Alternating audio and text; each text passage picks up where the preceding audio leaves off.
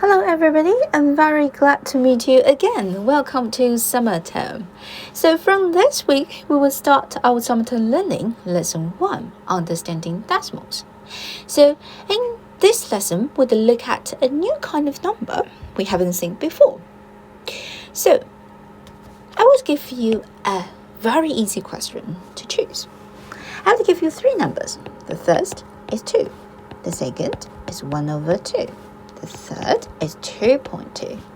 So would you please try your best to choose which one do you think is the decimal? Well, very good. So that would be choice C. It is the decimal number. And a number like this is the kind of number we were going to learn this week. So what's the relationship between it and the knowledge we have learned before? Well, actually, it has very close relationship with fractions. So in this lesson, we'll start from fraction and then move on to decimals to see how can we convert from fraction to decimals. And in lesson 2, after we know what is decimal, we'll learn how to add them up or how to take away some decimal from the other ones. So let's move on to our let's get ready part to review a little bit about what is fraction. The first question is write the shaded part as a fraction. So we will start from the very beginning. What is a fraction? Fraction is the kind of number like this. We have two parts. Actually, it's three parts. We have a line in the middle, which is called the fractional line. It tells us this number is a fraction. And we have a number on the top. It is called the numerator. Do you still remember that? Well, it's very difficult to remember the name, but it tells us what's the part we take from the whole. And also we have the number at the bottom. It is called denominator. And it tells us what's the total number of equal parts are there in the picture. Well, let's take a look at the first question to review a little bit. So would you please tell me how can I represent this shaded part with the fraction? Well, from the meaning of the fraction, we know we must have a line in the middle to represent this is a fraction. First of all, we need to count how many equal parts are there altogether. We have 1, 2, 3, 4 equal parts. And how many shaded parts are there? Just one is shaded in pink. So the fraction will be 1 over 4. Or we can read it 1/4 or a quarter. It has many names, but it represents the same fraction. And for question 2, first of all, a fractional line in the middle, and we need to count how many equal parts are there in total? 4 equal parts, and only one is shaded in pink. So the answer is 1 over 4. And then for question 3, I believe everybody can tell me right now. You can pause this video and try to write it down on your paper. Okay, welcome back. Let's look at it together. We have fractional line in the middle, 9 equal parts altogether, and 1 is shaded in pink. So the fraction is 1 over 9. And for question 4, fractional line in the middle, and we have 5 equal parts. 1 part is shaded in pink. So we have 1 over 5 here. So this is for question 1. Then let's move on to question 2. Answer the following questions. This time I have a whole square, and I divided it into how many equal parts? So can anybody help me count it? You can pause this video and count how many equal parts we divided it into. Great, we have 10 equal parts altogether. And how many parts is shaded? 1 part is shaded. Very good. So if we want to represent the shaded part in fraction, how can we do it? Well, it is 1 over 10. And then let's take a look at what the question is asking. So this time, 1 over 10 can also be read as 1/10. It is the same as a tenth. So a tenth is how many parts we get after an object is divided into how many equal parts. Well, a tenth, we only choose 1 part from the 10 equal parts. And it is equal to if we represent it in fraction, 1 over 10. That's it. So it is still the meaning of fraction. And for question 2, this one I divided it into many small parts. Well, you can pause this video for a few seconds and count how many equal parts are there in total. Well, we have some tricks to count it in a super quick way.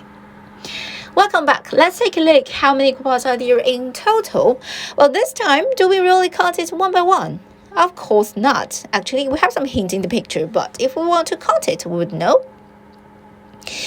We can use the multiplication to help us do that. So if we count the columns, we have 10 columns in altogether, and we have 10 rows altogether. So we can use 10 times 10 equals 100 to figure out we have 100 little squares altogether. And this time we find the shaded part that says I am 100th. So we know 100th is one part we get after an object is divided into 100 equal parts. And if we want to represent it in fraction, that will be 1 over 100. Or we call it 100th. That's it for question 2. Pretty easy, right? Very good. Okay, next, let's move on to question 3. This time we want to represent the fractions into words, or make some conversion between 10th and 100th. So let's start from the first one. 2 over 10 equals how many tenths? Well, we have already known from question 2, a tenth, it is 1 over 10. Now it is 2 over 10. Then how many 1 over 10 are there in 2 over 10? 2. So that means how many tenths are there in 2 over 10? Well, that is 2 tenths. Of course, to make it easier, you just read this fraction. It is called 2 tenths.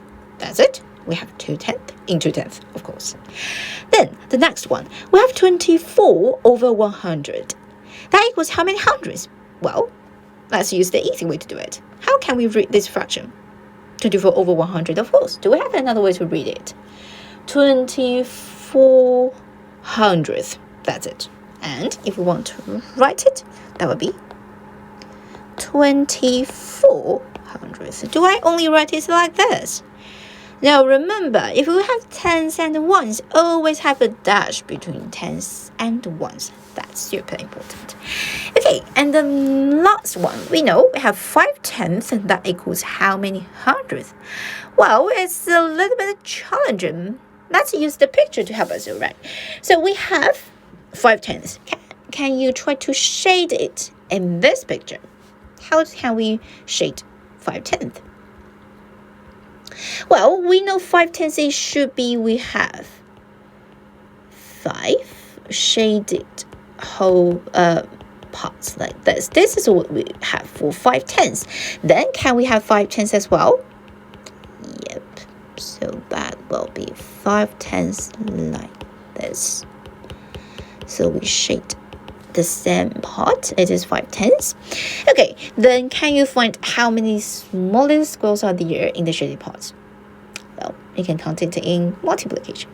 50, very good. So that means if we have 5 tenths, we would have 50 hundredths. Yeah.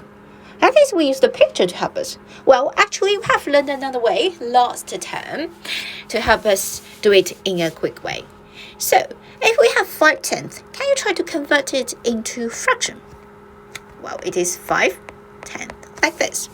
Then, we know for hundredths, what's the denominator we have? What's the number at the bottom? 100, of course. That is hundredth, right? Okay, so we would find they are equal to each other. Well, if we have to use multiplication or division to convert 10 to 100, what do we do here? Well, we times 10 by 10. To keep the value of the fraction the same, we should do the same for the numerator. That's the meaning, that's the property of a fraction. We times the same number on the top and the bottom, the value of the fraction won't change. So 5 times 10 is 50. Okay, so we find it's 50 hundredths. That's the same. So if you do not have the picture, you can use this method to help you. If you forgot it a little bit, no worries, just feel free to ask your tutors. Well, it's a little bit long and get ready video. If you have any other questions about our fraction part, please feel free to ask your tutors. And I'm really looking forward to have a warm welcome for everybody for the summer term, and I'm looking forward to see you at weekends. See you soon.